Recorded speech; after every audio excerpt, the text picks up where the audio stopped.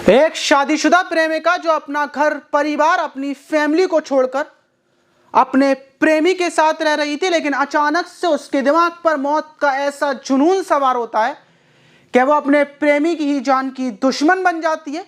वो उसके ऊपर पेट्रोल डालकर, पेट्रोल छिड़क कर उसको जिंदा जला डालती है। प्रेमी की तड़पते तड़पते मौत हो जाती है, लेकिन बड़ा सवाल कि उसने ऐसा क्यों किया और कैसे किया। यकीनन पूरी वारदात सुनकर आप सोचने पर मजबूर हो जाएंगे क्या कोई प्रेमिका ऐसा भी कर सकती है। तो चलते हैं और जानते हैं पूरा मामला। वीडियो को जरा सा भी स्किप ना करें। घटना की शुरुआत नई दिल्ली से सटे फरीदाबाद से होती है। वहां पर पुलिस को आज से 10 दिन पहले एक शख्स की लाश मिलती है। लाश अध जली हुई थी, किसी ने उसको जलाया था और मौत के घाट उतार दिया था। पुलिस छानबीन में लग जाती है कि आखिर ये लाश किसकी है। पुलिस को लगता है कि ये किसी नाइजीरियन शख्स की लाश है, तो पुलिस नाइजीरियन लोगों को बुलाती है, शिनाख्त करवाती है, लेकिन सारे लोग शिनाख्त करने से साफ इनकार कर देते हैं। अब पुलिस के लिए बड़ी गुत्थी बन जाती है कि आखिर ये लाश किसकी है। लाश रखे रखे 8 दिन गुजर चुके थे। वहीं पुलिस को पता चलता है कि बल्लभगढ़ से एक शख्स लाश की पहचान करने के लिए आया है। उसका भाई गायब हो चुका है, तो वो उसी की शिनाख्त करने के लिए आया। पुलिस ले जाती है, उसको लाश दिखाती है और तो वो उस लाश की पहचान अपने भाई के रूप में करता है। वो बताता है कि ये मेरा भाई है, जिसका नाम पवन है, जिसकी उम्र 40 साल है। ये कुरियर कंपनी में काम किया करता था बल्लभगढ़ में रहकर, लेकिन आज से 10 दिन पहले गायब हो गया था। उसने पुलिस कंप्लेन भी की थी, अपने सारे रिश्तेदारों में पूछताछ की थी, लेकिन उसका कोई अता पता नहीं था।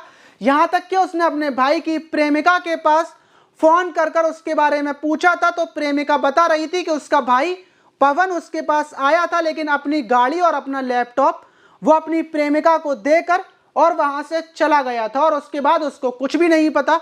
वहीं पुलिस पवन की कॉल डिटेल्स चेक करती है, एक एक चीज को अच्छे से चेक करती है, लेकिन उसके बावजूद पुलिस को कोई क्लू नहीं मिलता, कोई सुराग नहीं मिलता। और आखिर में पुलिस पवन की प्रेमिका नेहा को उठा लेती है।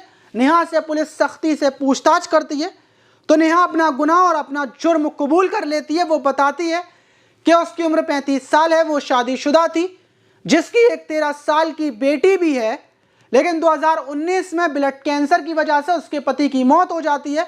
पति की मौत के बाद जिस कंपनी में उसका पति जॉब किया करता था, उसी कंपनी में उसकी जॉब लग जाती है और जॉब कर कर वो अपनी बेटी की परवरिश बहुत अच्छे से कर रही थी। लेकिन उसी बीच उसकी मुलाकात पवन से होती है। पवन से मुलाकात के बाद दोनों एक दूसरे के करीब आते हैं, दोनों की प्रेम कहानी शुरू हो जाती है और दोनों एक दूसरे से इतना प्यार करने लगते हैं कि सारी जिंदगी एक दूसरे के साथ रहने का फैसला कर लेते हैं।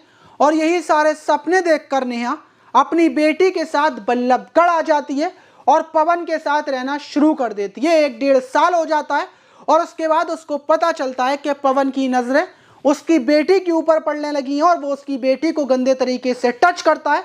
नेहा पवन को रोकती है, पवन से इस बारे में बातचीत करती है, तो पवन आग बबूला हो जाता है और इन्हीं सारी बातों को लेकर अब आए दिन लड़ाई शुरू हो जाती है। पवन ने अपने दिमाग में ठान ली थी कि वो उसकी बेटी को ऐसी गलत टच करता रहेगा, ऐसी गलत तरीके से देखता रहेगा।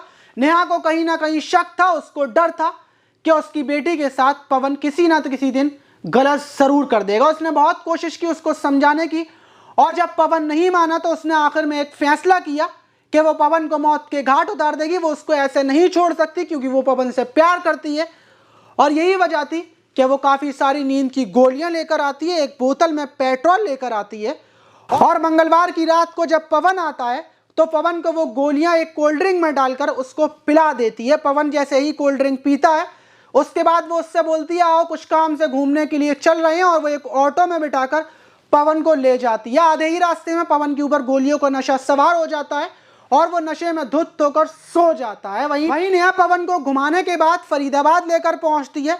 वहां पर उसको सुनसान जंगल में ले जाकर उसके ऊपर पेट्रोल डालती है।